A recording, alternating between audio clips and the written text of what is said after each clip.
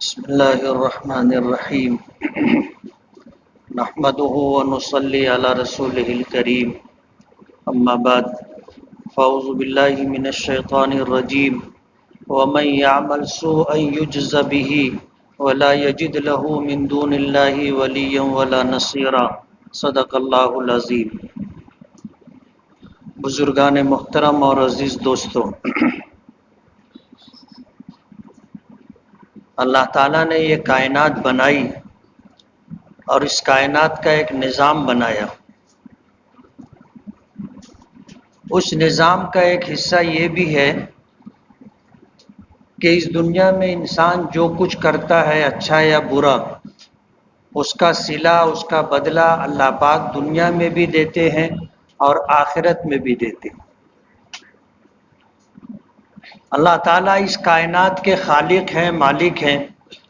وہی اس کائنات کی تمام تر ضروریات پوری کرنے کی ذمہ داری اللہ پاک نے خود لی، اور یہ اللہ تعالیٰ کی ربوبیت ہے کہ اس کائنات میں اللہ نے جتنی مخلوقات پیدا کی ہیں ان تمام مخلوقات کی تمام تر ضروریات اللہ رب العالمین پوری کرتے. اللہ نے یہ اختیار کسی کو بھی نہیں دیا. یہ نظام اللہ نے اپنے پاس رکھا ہے. ہم اگر اپنے یہاں کوئی خوشی کا موقع ہوتا ہے، کوئی تقریب منعقد ہوتی ہے، ہم اگر مہمانوں کے طور پر کچھ لوگوں کو بلاتے ہیں تو ان کا انتظام کرنے میں ہمیں کتنی دقتوں کا سامنا کرنا پڑتا ہے. اور ایک وقت کا پروگرام ہوتا ہے اور کئی دن ہمیں اس کی تیاری میں لگ جاتے ہیں، اور جن لوگوں کو ہم نے مدعو کیا ان کی خاطر تواضع میں جو وقت صرف ہوتا ہے اور جن مراحل سے ہم گزرتے ہیں، جو لوگ کر چکے انہیں اس بات کا احساس ہے. اللہ تعالیٰ نے اس نظام میں اپنے ساتھ کسی کو شریک نہیں رکھا. اللہ نے یہ نظام اپنے ہاتھ میں رکھا. قرآن کریم کے 12ویں پارے کی پہلی آیت ہے وَمَا مِن دَابَّةٍ فِي الْأَرْضِ إِلَّا عَلَى اللَّهِ رِزْقُهَا، کہ روئے زمین پر کوئی بھی مخلوق ایسی نہیں ہے جس کے رزق کی ذمہ داری اللہ نے خود نہ لی ہو. اللہ نے وہ ذمہ داری لی ہے. اور رزق کا لفظ صرف کھانے پینے کی چیزوں پر نہیں بولا جاتا. جیسے ہم انسان ہیں، ہماری ضرورت ہے، ہماری ضرورت میں جہاں کھانا ہے، جہاں پینا ہے، اسی کے ساتھ ہماری ضرورت میں صحت مندی بھی ہے، وقت پر سانس کا لینا بھی ہے، ہماری ضرورت میں کپڑا بھی ہے، ہماری ضرورت میں موسم بھی ہے. یہ ساری چیزیں ہماری ضرورت میں شامل ہیں. ان ساری ضرورتوں کو پورا کرنا اللہ رب العالمین نے اپنے ذمے لے رکھا ہے. اب ظاہر بات ہے ہم انسانوں کو اللہ نے جو مزاج عطا کیا ہے، اس مزاج کے پیش نظر آپ اگر دیکھو گے کہ ہم کسی سے اگر راضی اور خوش ہوتے ہیں تو اس کو جھکتا دینے کی کوشش کرتے ہیں، اس کے حق سے زیادہ اس کو دے دیتے ہیں. اور جن سے ہم ناراض ہو جاتے ہیں تو جو ان کا حق بنتا ہے اس کو بھی دینے میں ہم لوگ کوتاہی کرتے.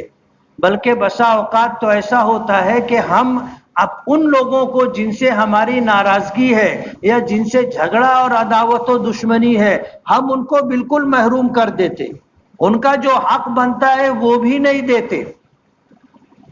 اب آپ سوچو اگر اللہ پاک نے یہ ذمہ داری ہم انسانوں کو دی ہوتی کہ انسانوں کے علاوہ بھی جتنی مخلوقات ہیں ان تمام کی ضرورتیں پوری کرنے میں اگر ہمیں بھی کچھ اختیار ملا ہوتا تو ہم کیا کرتے؟ اللہ نے یہ اختیار کسی کو نہیں دیا. اللہ نے یہ ذمہ داری اپنے پاس رکھی. ایک مخلوق اور ہے جسے ہم جنات و شیاطین سے تعبیر کرتے ہیں. اللہ پاک کی مخلوق ہے وہ بھی، اور اللہ پاک بھی ان کے رب ہیں. اللہ کی ربوبیت میں وہ بھی آتے ہیں. ان کے کھانے کی، پینے کی، ان کی دیگر ضروریات کی ذمہ داری بھی اللہ پاک پوری کرتے۔ ظاہر بات ہے ہمیں تو وہ نظر نہیں آتے۔ جب ہمیں وہ نظر ہی نہیں آتے تو ہم ان کی ضرورت کیسے پوری کر سکتے؟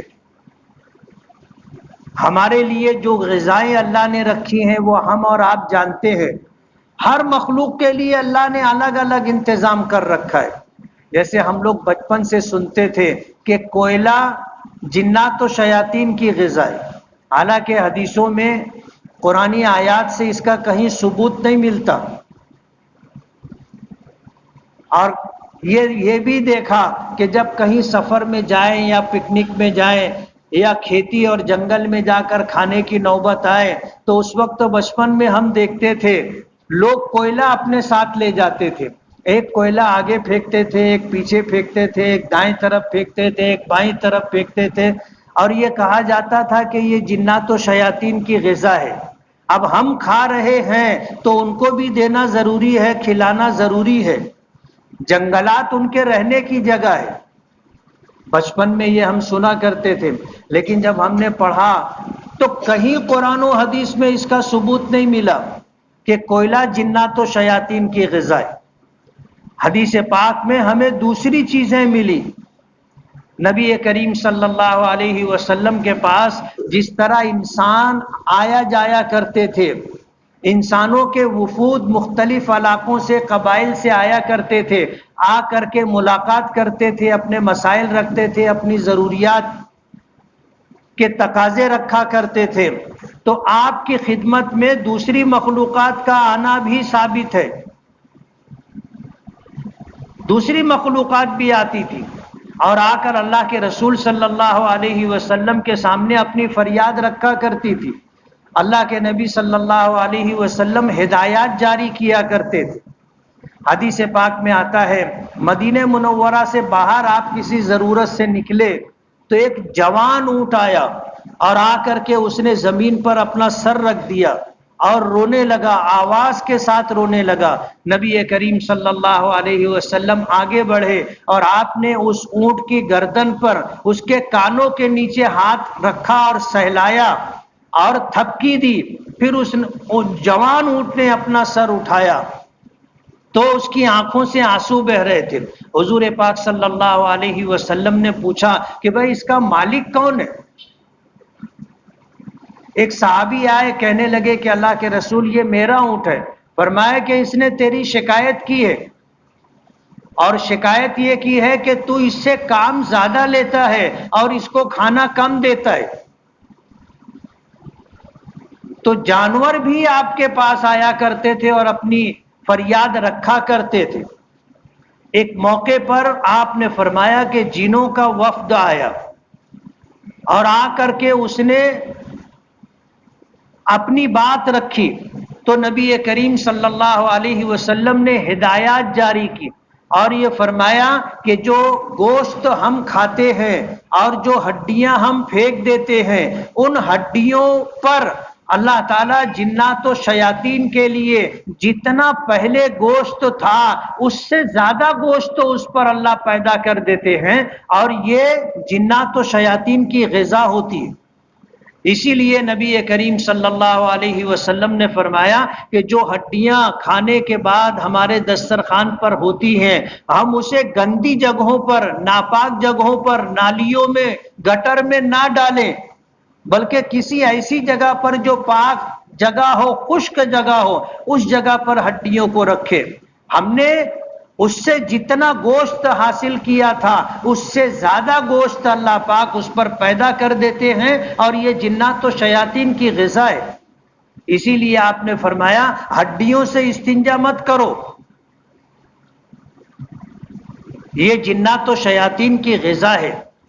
ایک موقع پر آپ نے فرمایا کہ ہڈیاں جو ہم کھاتے ہیں اگر حلال جانوروں کی ہے تو اس پر جو گوشت اللہ پاک پیدا کرتے ہیں وہ ایمان والے جنات و شیاطین کے لیے، اور جو جانور جن کو اللہ نے حلال نہیں کیا ان کی ہڈیوں پر جو گوشت ہوتا ہے وہ ان جنات و شیاطین کے لیے ہے جو ایمان سے محروم ہے۔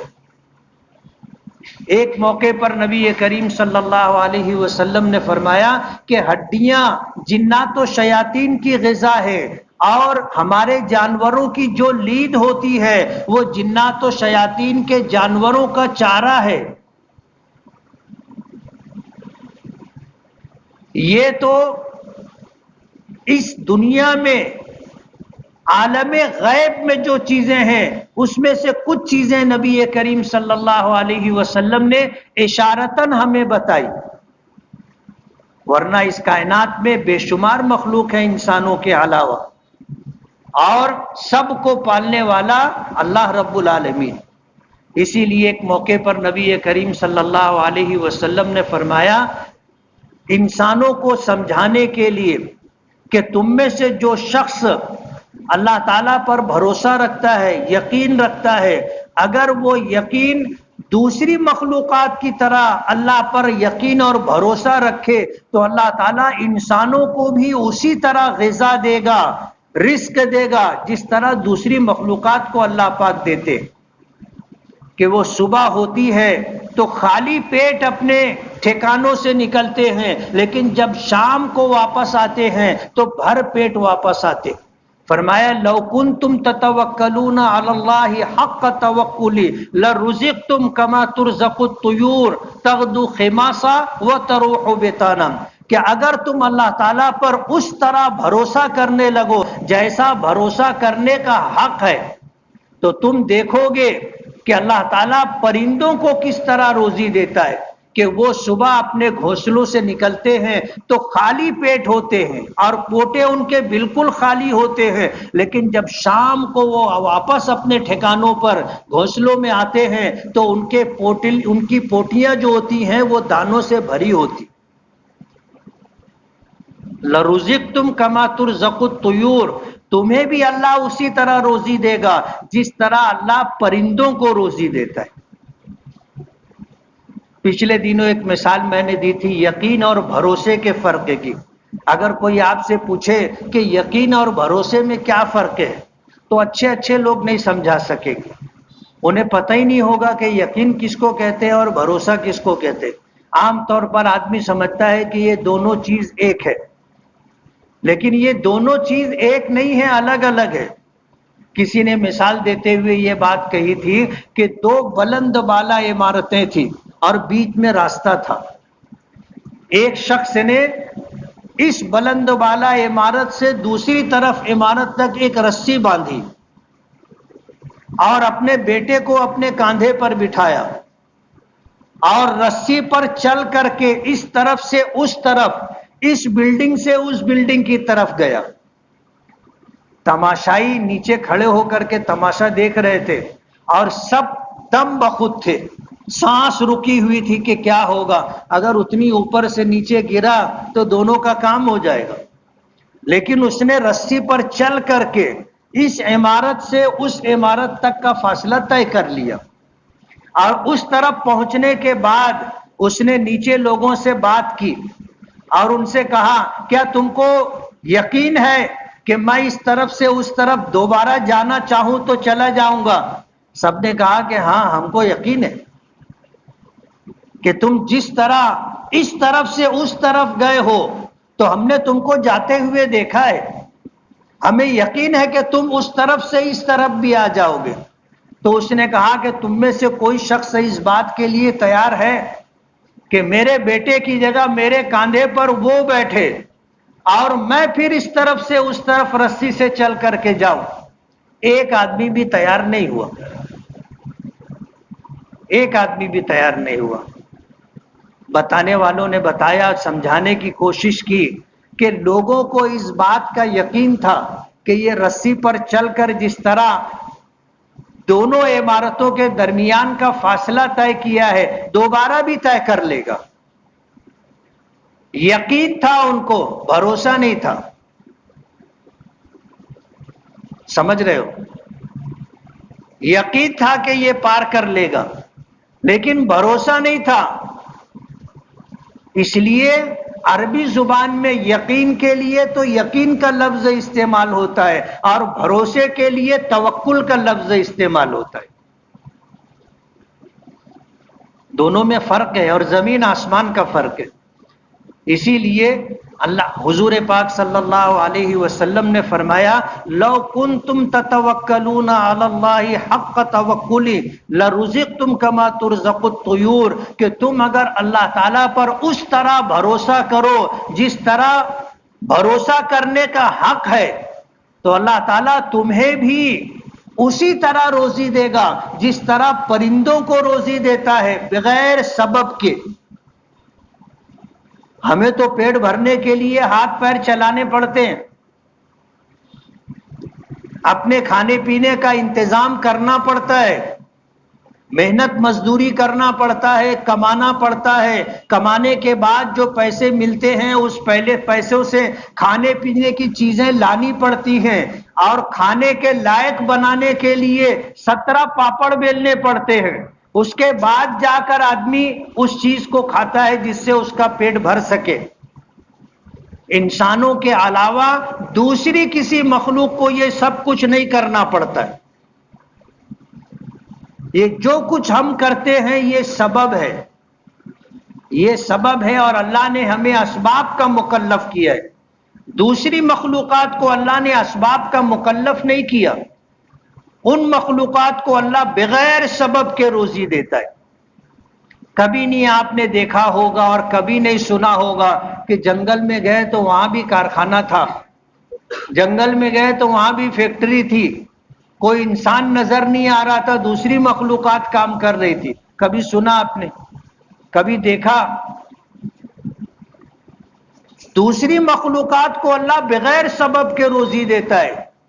وہ کہیں کمانے نہیں جاتے، وہ کہیں محنت مزدوری نہیں کرتے، اللہ ان کو بغیر سبب کے روزی دیتا ہے. یہی وجہ ہے کہ ان میں اور ہم میں فرق ہے، اور وہ فرق یہ ہے کہ ہم اگر اسباب کے مکلف ہیں تو ہمیں اپنے پروردگار کو اپنے گزارے کے لیے راضی رکھنا ضروری ہے. جو لوگ اللہ کو راضی رکھتے ہیں اللہ ان کے لیے اس دنیا میں بھی کافی ہے، اس دنیا میں بھی کافی ہے. یعنی اس دنیا میں بھی اللہ کفایت کرے گا اور آخرت میں بھی اللہ کفایت کرے گا. اور انسانوں میں جو لوگ ایمان نہیں لاتے، اللہ کو راضی کرنے کا اہتمام نہیں کرتے، رب ہونے کے اعتبار سے اس دنیا میں اللہ ان کی ضرورتیں پوری کرے گا اور کرتا ہے اور کرتا رہے گا، لیکن آخرت میں ان کے لیے کچھ نہیں. آخرت میں ان کے لیے کچھ نہیں ہے. یہ فیصلہ، یہ ضابطہ اور یہ آگاہی اللہ نے پہلے سے بتا دی ہے کہ جن کے پاس ایمان نہیں ہے انسانوں میں سے، اللہ کو راضی کرنے والے اعمال نہیں کرتے، اس دنیا میں مخلوق ہونے کی وجہ سے اللہ ان کو بھی پالتا ہے، لیکن آخرت میں ان کا کوئی حصہ نہیں. اور ایمان والے نیک اعمال کرنے والوں کو اللہ اس دنیا میں بھی کافی ہے اور آخرت میں بھی کافی ہے.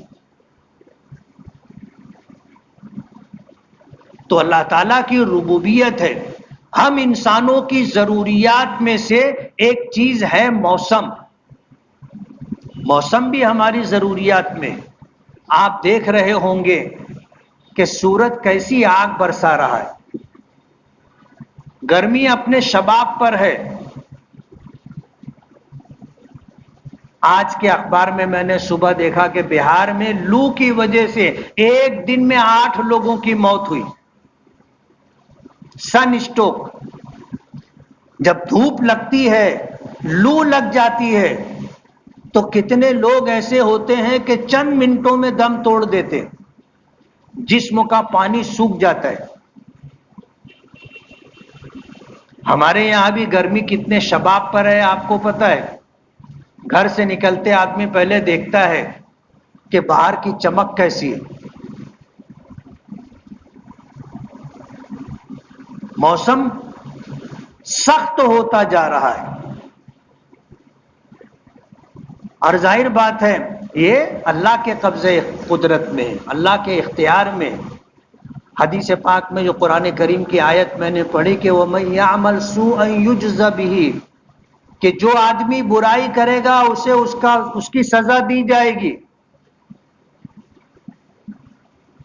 ان موسموں کے بننے اور بگڑنے میں ہمارے اعمال کو عمل دخل ہے، ہمارے کاموں کو، ہمارے ہاتھوں سے وجود پانے والے افعال کو عمل دخل ہے۔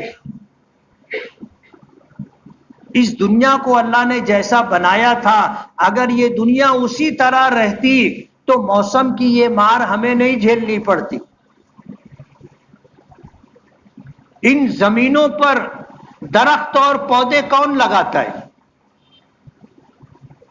اللہ اپنی قدرت سے اگاتا ہے۔ آپ جنگلوں میں چلے جاؤ، کبھی کسی انسان نے وہاں کوئی درخت نہیں لگایا، لیکن درخت خود بخود لگتے ہیں اور بوڑھے ہو کر ختم ہوتے رہتے ہیں اور نئے نئے درخت لگتے رہتے ہیں۔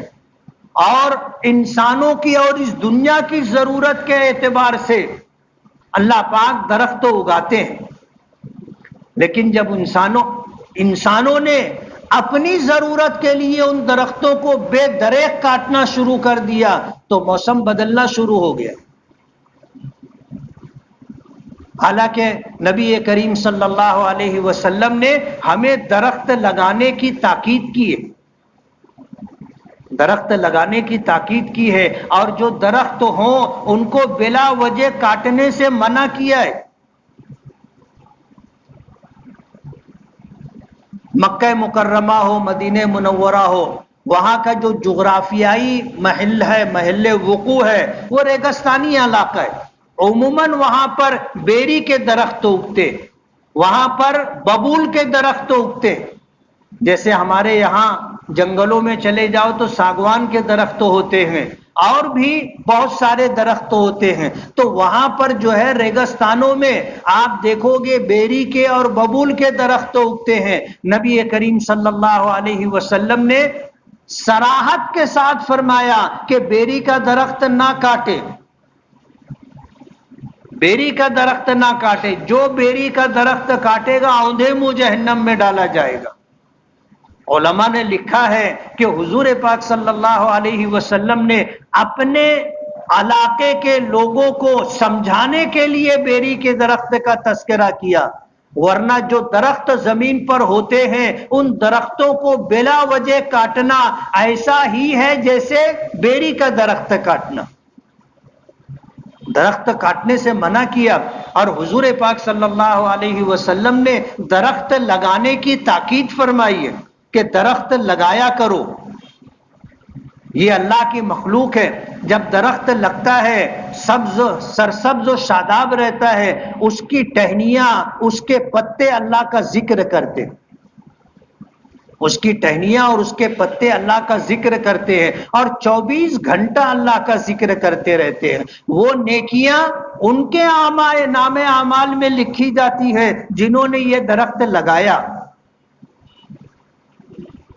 جنہوں نے یہ درخت لگایا ان کے نام اعمال میں وہ نیکیاں لکھی جاتی۔ ایک حدیث میں آتا ہے نبی کریم صلی اللہ علیہ وسلم نے فرمایا کہ آدمی درخت لگاتا ہے، اس درخت پر پھل آتا ہے، اس درخت پر پھول آتا ہے، پھل آتے ہیں، اور پھر لوگ اس درخت کے پھل اور پھول سے فائدہ اٹھاتے ہیں۔ آپ نے فرمایا کہ جو درخت آپ نے لگایا تھا اس درخت سے اگر کسی مخلوق نے فائدہ اٹھایا تو اللہ تعالیٰ درخت لگانے والے کو اجر و ثواب عطا کرتا ہے۔ ہم نے کھیتی لگائی، ہم نے درخت لگائے، ہم نے کھیتی لگائی غلے کے لیے، ہم نے درخت لگائے پھل کے لیے، فرمایا کہ اگر کوئی پرندہ آ کر کے، کوئی جانور آ کر کے اس میں سے کچھ کھا لے تو جو کچھ اس نے کھایا ہے وہ تمہارے نام اعمال میں صدقہ لکھا جائے گا۔ آپ نے درخت لگانے کی تاکید کی کہ درخت جب آدمی لگاتا ہے تو مسافر اس کے ساتھ سائے سے فائدہ اٹھاتے ہیں، اور یہ درخت جو ہوتا ہے قدرت کے نظام کا ایک حصہ ہے۔ آج کی سائنس ہمیں یہ سمجھاتی ہے کہ اس سے آکسیجن نکلتی ہے اور کاربن ڈائی آکسائڈ جو ہے وہ جذب کر لیتا ہے. یہ چیزیں آج ہمیں سائنسی علوم حاصل ہونے کی وجہ سے معلوم ہوئی، نہیں معلوم تھی تو بھی درخت اپنا کام کر رہا تھا. تو یہ آج زمین پر جو موسم کی تبدیلی ہے یہ بھی اللہ کے قبضے قدرت میں، اور اللہ تعالیٰ ان کو بدلتا رہتا ہے. موسم کی سختی میں انسانوں کا اپنا کہیں نہ کہیں ایسا عمل ہے جس کی وجہ سے ان چیزوں کو ہمیں بھگتنا پڑ رہا ہے کہ درخت کاٹے جا رہے ہیں، درخت لگائے نہیں جا رہے. اسی کے ساتھ ساتھ نئی نئی مشینیں ایجاد میں آ چکی ہیں، ان کو ہم استعمال کرتے ہیں، ان سے جو ہے پالیوشن، فضائی آلودگی بڑھتی ہے، اس کی وجہ سے بھی موسم پر اثرات پڑتے. ظاہر بات ہے یہ ہمارے اپنے ہاتھوں کی کمائی ہے، ہم نے یہ کیا ہے اور کر رہے ہیں جس کی وجہ سے موسم کی مار کو ہمیں جھیلنا پڑ رہا ہے. ورنہ اللہ نے یہ دنیا بڑی خوبصورت بنائی جہاں پر ان چیزوں کا وجود نہیں ہے. قدرتی نظام اور قدرتی ماحول ہے، وہاں کی فضا اور وہاں کا موسم قدرتی ہوتا ہے کہ دور دراز سے لوگ وہاں پہنچتے ہیں ان موسموں کا لطف اٹھانے کے لیے. تو ضرورت اس بات کی ہے کہ ہم لوگ اپنی ذمہ داری محسوس کریں اور یہ پیغام یہاں سے لے کر کے جائیں کہ ہم اپنی زندگی میں اپنے ہاتھوں سے کچھ پیڑ پودے لگائیں گے نا، اور اس نیت سے لگائیں گے کہ اس کے سائے سے اور اس کے پھل پھول سے دوسری مخلوق فائدہ اٹھائے. اور جب تک یہ درخت ہرا بھرا رہے گا اور اس کی ٹہنیاں، اس کے پتے اللہ کا ذکر کرتے رہیں گے، اس کا اجر و ثواب ہمیں ملتا رہے گا. ہر تر چیز اللہ کو یاد کرتی، ہر تر چیز. قرآن کریم میں آتا ہے کہ کوئی مخلوق ایسی نہیں ہے جو اللہ کا ذکر نہ کرتی ہو، اللہ کی تسبیح نہ بیان کرتی ہو. وَلَكِنْ لَا تَفْقَهُونَ تَسْبِيحَهُمْ إِلَّا قَلِيلًا، مگر تم میں سے بہت کم لوگوں کو معلوم ہے کہ یہ مخلوق بھی اللہ کا ذکر کرتی.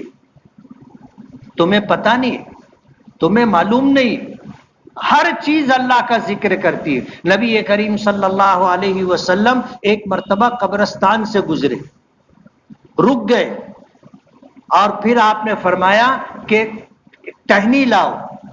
لوگ گئے، کھجور کے درخت کی ایک ٹہنی کاٹ کے لائے. حضور نے درمیان سے اس کے دو حصے کیے، چیرا، اور ایک قبر پر ایک رکھ دی، دوسری قبر پر دوسرا، اور فرمایا کہ ان قبر والوں کو عذاب ہو رہا تھا. ایک کو پیشاب سے بے احتیاطی کی وجہ سے، پیشاب سے بے احتیاطی کی وجہ سے کہ یہ جب پیشاب کرتا تھا تو اس کے چھینٹوں سے نہیں بچتا تھا. اسی لیے ہماری شریعت کا حکم ہے آدمی پیشاب کرے تو بیٹھ کر کے پیشاب کرے، تاکہ پیشاب کرتے ہوئے پیشاب زمین سے قریب تر رہ کر کے نکلے اور پھر اس کے چھوٹے اڑ کر کے ہمارے کپڑوں پر، ہمارے جسم پر نہ آئے. آدمی اگر کھڑے ہو کر کے پیشاب کرے گا تو اس بات کا اندیشہ ہوتا ہے کہ جب پیشاب اونچائی سے زمین پر گرے گا تو اس کے چھینٹے اڑیں گے اور ہمارے کپڑوں کو اور ہمارے پیروں کو ملوث کر دیں گے. بیٹھ کر کے پیشاب کرو. حضور نے یہاں تک ہمیں بتایا اور فرمایا کہ اس کو پیشاب سے بے احتیاطی کی وجہ سے عذاب ہو رہا تھا اور دوسرے کو غیبت اور چغل خوری کرنے کی وجہ سے. اور پھر آپ نے فرمایا کہ مجھے اس بات کا گمان ہے کہ یہ تر ٹہنیاں جو میں نے ان کی قبروں پر رکھی ہے، جب تک یہ اللہ کا ذکر کرتی رہیں گی، جب تک ہری رہیں گی اللہ کا ذکر کرتی رہیں گی، اور ان کے اللہ کا ذکر کرنے کی وجہ سے قبر میں جو مرحوم مدفون ہیں ان کو اللہ پاک راحت عطا کرے.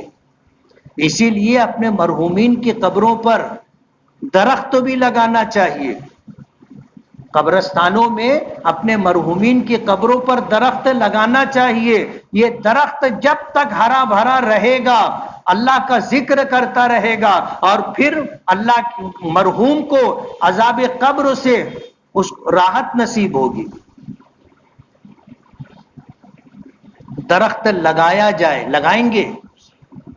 درخت لگائیے۔ آپ کا درخت لگانا موسم کو بنانے میں، سازگار کرنے میں انشاءاللہ اس کا عمل دخل رہے گا، اور اسی کے ساتھ اس نیت سے لگائیں کہ اس کے سائے سے دوسری، اس کے پھل پھول سے دوسری مخلوقات فائدہ اٹھائیں گی، اللہ اس کا اجر ہمیں دے گا۔ جب تک یہ درخت رہے گا، ہرا بھرا رہے گا، جب تک یہ اللہ اس کی ٹہنیاں، اس کی پتیاں اللہ کا ذکر کرتی رہیں گی، اور اس کا اجر و ثواب ہمارے نام اعمال میں لکھا جائے گا۔ آج جو موسم کی مار ہم جھیل رہے ہیں، ایک آدمی ایک درخت لگائے، انشاءاللہ موسم کی تبدیلی پر اس کا اثر پڑے گا۔ نبی کریم صلی اللہ علیہ وسلم نے فرمایا اعمالکم عمالکم، تمہارا عمل ہی تم پر حکومت کرتا ہے، تمہارا عمل ہی تم پر اثر انداز ہوتا ہے، جیسا تمہارا عمل ہوگا اسی طرح تمہارے حق میں فیصلے کیے جائیں گے۔ بعض روایتوں میں آتا ہے کہ زمین سے جیسا تمہارا عمل آسمان پر جائے گا، آسمان سے اسی طرح کے فیصلے تمہارے لیے نازل ہوں گے۔ تو کہیں نہ کہیں ایک انسان ہونے کے ناطے اور دنیا کے دارالاسباب ہونے کی وجہ سے، ہمارے اعمال کی وجہ سے اللہ پاک کے فیصلے اچھے یا برے ہمارے حق میں ہوتے۔ کرنے والی ذات اللہ کی ہے، وہی کرتا ہے۔ ہمیں تو اس بات کا یقین ہے کہ اگر روئے زمین پر ایک درخت بھی نہ ہو اور اللہ موسم ٹھنڈا رکھنا چاہے تو اللہ کو اس پر قدرت ہے، اور اس بات کا بھی یقین ہے کہ اگر پوری دنیا درختوں سے بھر دی جائے اور اللہ اگر موسم کو گرم رکھنا چاہے تو موسم گرم رہے گا۔ کرنے والی ذات اللہ کی ہے، لیکن سبب کے درجے میں ہمیں جن باتوں کی ہدایت دی گئی ہے ان باتوں کا خیال رکھنا ضروری ہے۔ اس لیے درخت لگائیے، اپنے مرحومین کی قبروں پر درخت لگائیے، اپنے گھر کے آمنے سامنے درخت لگائیے، اس کی آبیاری کیجیے اس نیت کے ساتھ کہ یہ بھی ایک عمل ہے جس کی ہمارے پیغمبر نے ہم کو تاکید کی ہے، اور بلا وجہ درختوں کے کاٹنے سے منع کیا ہے۔ یہ درخت ہوں گے کہ اللہ کی مخلوق کو اس سے راحت اور فائدہ ہوگا، اور انشاءاللہ ہمارے لیے اجر و ثواب کا بھی باعث ہوگا۔ وآخر دعوانا ان الحمدللہ رب العالمین۔ جن ساتھیوں نے سنت نہ پڑھی ہو وہ سنت پڑھ لیں۔